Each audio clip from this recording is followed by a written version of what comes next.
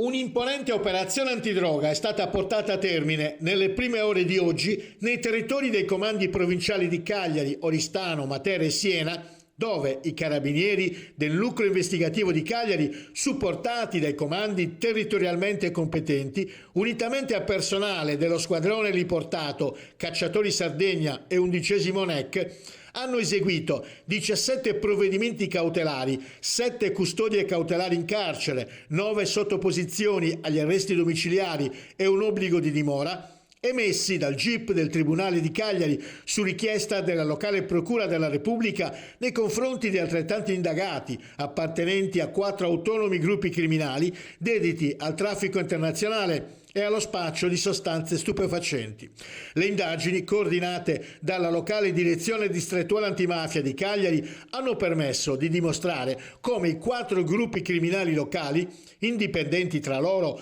sfruttando differenti canali di approvvigionamento, si dedicassero allo spaccio di singole tipologie di stupefacente, divenendone in breve tempo i punti di riferimento per il mercato del centro-sud Sardegna. In particolare la cocaina veniva reperita sull'isola, l'eroina acquistata da un gruppo di nigeriani stanziati nella provincia di Cagliari. La marijuana hashish proveniva da piantagioni ubicate in questa regione, la chetamina e MDMA venivano importate dalla Germania, dall'Olanda e dal Regno Unito. L'attività, che ha ricostruito in parte anche la filiera dell'approvvigionamento dello stupefacente dall'estero, ha permesso di acclarare come la chetamina provenisse dai Paesi Bassi, Germania, esclusivamente in forma liquida all'interno o di bottiglie di vino con etichette di pregio identiche alle originali, oppure all'interno di flaconi di shampoo, prodotti di cosmesi appartenenti a noti marchi commerciali.